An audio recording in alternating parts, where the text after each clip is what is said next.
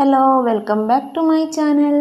എൻ്റെ ചാനൽ ആദ്യമായി കാണുന്നവരാണെങ്കിൽ ഒന്ന് സബ്സ്ക്രൈബ് ചെയ്ത് സപ്പോർട്ട് ചെയ്യണേ. അലീന അച്ഛൻ്റെ മകളല്ല എന്നുള്ളത് രോഹി ബബിതയുടെ അടുത്ത് പറയുന്നുണ്ട്. അപ്പോൾ ആ ടെൻഷനിൽ അവൾ നിൽക്കുകയാണ്. അപ്പോൾ നമ്മുടെ സ്വന്തം ചേച്ചിയല്ലേ, അല്ല എന്നാണ് മാനേജർ അച്ഛൻ്റെ അടുത്ത് അലീന ചേച്ചി പറഞ്ഞത്. എന്തിനാ അതൊക്കെ അവിടെ പോയി പറയണത്? സ്വന്തം വില കളയല്ലേ അത് ചെയ്യുന്നത് എന്ന് പറഞ്ഞിട്ട് ബബിത പറയുന്നുണ്ട്. അപ്പോൾ രോഹി പറയുന്നുണ്ട്, അച്ഛൻ അതിൻ്റെ പേരിൽ അലീന ചേച്ചിയെ അപ്രീഷിയേറ്റ് ചെയ്തു, ഞാൻ റെസ്പെക്റ്റ് ചെയ്യുന്നുണ്ട് എന്നൊക്കെ പറഞ്ഞിട്ട് പറഞ്ഞു എന്ന് പറഞ്ഞു. ഞാൻ അച്ഛൻ്റെ അടുത്ത് പോയി ചോദിക്കട്ടെ എന്ന് പറഞ്ഞിട്ട് ബബിത അച്ഛൻ്റെ അടുത്തേക്ക് പോവുകയാണ്. എന്നിട്ട് പോയി ചോദിക്കുന്നുണ്ട്, അലീന ചേച്ചി ഇവിടുന്ന് പോവുകയെന്ന് പറഞ്ഞല്ലോ, അച്ഛൻ എന്താ വേണ്ടാന്ന് പറയാത്തത്? അച്ഛൻ്റെ മകളല്ലേ, അച്ഛൻ പറഞ്ഞാൽ കേൾക്കില്ലേ? ഒരു പെണ്ണ് ഒറ്റയ്ക്ക് പോയിട്ട് എങ്ങനെയാണ് താമസിക്കുക?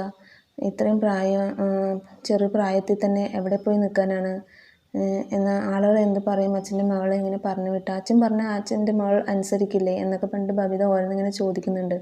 അപ്പോൾ ഞാൻ ഒരുപാട് പ്രാവശ്യം പറഞ്ഞു നോക്കി, അവൾ തീരുമാനിച്ചിരിക്കുകയാണ് പോകണം എന്നുള്ളത്, എന്താണെന്ന് അറിയില്ല എന്നൊക്കെ പറഞ്ഞിട്ട് ബാലചന്ദ്രൻ ഒഴിഞ്ഞു മാറാൻ ശ്രമിച്ചു. പക്ഷേ ബബിത വിട്ടില്ല. ബബിത ചോദിച്ചു, അച്ഛൻ്റെ സ്വന്തം മകൾ തന്നെയല്ലേ അലീന ചേച്ചി? രോഹി പറഞ്ഞല്ലോ അല്ല എന്നുള്ളത് എന്ന് പറയുന്നുണ്ട്. അപ്പോൾ ബാലചന്ദ്രൻ പറയുന്നുണ്ട്, എൻ്റെ മകളല്ല, നിങ്ങളെല്ലാവരും, നീയും നിൻ്റെ അമ്മയടക്കം ഞങ്ങളെ വേറെ കണ്ണിലൂടെയാണ് കണ്ടത്. അപ്പോൾ അവൾക്കൊരു സംരക്ഷണം എന്നുള്ള രീതിയിൽ ഞാൻ ഏറ്റെടുക്കുക എന്നുള്ളത് മാത്രമായിരുന്നു അതിനുള്ള പരിഹാരം. ഞാൻ അങ്ങനെ പറഞ്ഞതോ അങ്ങനെ ഒരു നുണക്കഥ ഉണ്ടാക്കി ഞാൻ അവളെ സംരക്ഷിക്കുകയാണ് ചെയ്തത്. അപ്പോൾ ബബിത ചോദിക്കുന്നുണ്ട്, ഒരു വേലക്കാരി ഇങ്ങനെ മകളായിട്ട് സ്നേഹിക്കാൻ മാത്രം കഴിയുമോ ഒരാൾക്ക്? അപ്പോൾ ഞങ്ങളുടെ സ്വന്തം ചേച്ചിയല്ലേ, ഞാനൊന്ന് ശരിയായി വന്നതാണ്, ഇപ്പോൾ ഒരു കുഴിയിലേക്ക് വീണ പോലെ ആയല്ലോ അച്ഛാ എന്നൊക്കെ പറഞ്ഞിട്ട് ബബിത പറയുന്നുണ്ട്. ബാലചന്ദ്രൻ പറയുന്നുണ്ട്, എൻ്റെ മകളല്ല എന്ന് മാത്രമേ ഞാൻ പറഞ്ഞിട്ടുള്ളൂ, ബാക്കിയുള്ളത് നീ അവളുടെ അടുത്ത് തന്നെ ചോദിക്കുക എന്ന് പറഞ്ഞിട്ട് ബാലചന്ദ്രൻ പോവുകയാണ്. അങ്ങനെ ബബിത പോയിട്ട് അലീനയുടെ അടുത്ത് ചോദിക്കുന്നുണ്ട്, എൻ്റെ അച്ഛൻ്റെ മകളല്ല, അപ്പോൾ ഇങ്ങനെ ഒരു കഥ ഉണ്ടാക്കുമ്പോൾ എന്തിനാ അതിൻ്റെ കൂടെ നിന്നു? നിങ്ങൾ എൻ്റെ സ്വന്തം ചേച്ചി അല്ലെങ്കിൽ പിന്നെ എന്തിനാ അച്ഛൻ പറഞ്ഞാൽ നുണക്കഥയ്ക്ക് കൂട്ടുന്നു? അല്ല എന്ന് പറയണമായിരുന്നില്ലേ എന്ന് പറയുന്നുണ്ട്. അപ്പോൾ അലീന പറയുന്നുണ്ട്, നീ അടക്കം മേഡവും എല്ലാവരും എന്നെ തെറ്റിദ്ധരിച്ചു, ഒരു വേണ്ടാത്ത രീതിയിലുള്ള വർത്തമാനങ്ങൾ പറഞ്ഞില്ലേ, അപ്പോൾ അത് ഇല്ലാതാക്കാൻ വേറെ വഴി ഉണ്ടായിരുന്നില്ല മോളെ, ഇത് മാത്രമേ ഉണ്ടായിരുന്നുള്ളൂ പരിഹാരം എന്ന് പറഞ്ഞിട്ട് അലീന പറയുന്നുണ്ട്.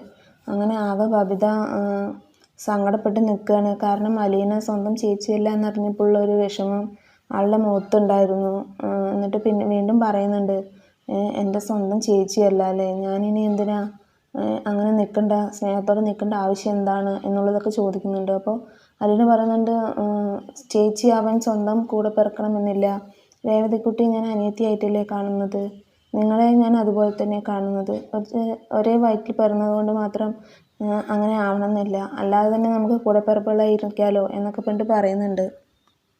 അത് കഴിഞ്ഞ് ബബിത പോയി രോഹിയുടെ അടുത്ത് പറയുന്നുണ്ട്, ഞാൻ ചോദിച്ചു അച്ഛൻ്റെ അടുത്ത്, അല്ല എന്ന് പറഞ്ഞു, എന്നാലും നമ്മളെയൊക്കെ പറ്റിച്ചില്ലേ അലീന ചേച്ചി, പറ്റിച്ചില്ലേ, ഇത്രയും കാലം പറ്റിക്കായിരുന്നില്ലേ, എന്നാലും ഇപ്പോഴെങ്കിലും പറയാൻ തോന്നിയല്ലോ എന്നൊക്കെ പറഞ്ഞിട്ട് പറയുന്നുണ്ട്. അപ്പോൾ രോഹി പറയുന്നുണ്ട്, സ്വന്തം ചേച്ചി അല്ലാഞ്ഞിട്ട് നമ്മളെ അതുപോലെയല്ലേ, സ്വന്തം ചേച്ചിയെ പോലെയല്ലേ അലീന ചേച്ചി കണ്ടത്, അപ്പോൾ അതിന് നമ്മൾ അഭിമാനിക്കുകയല്ലേ വേണ്ടത്, ചേച്ചിയെ നമ്മൾ ചേച്ചിയായിട്ട് തന്നെ കാണണം എന്നൊക്കെ പറഞ്ഞിട്ട് രോഹി പറയുന്നുണ്ട്.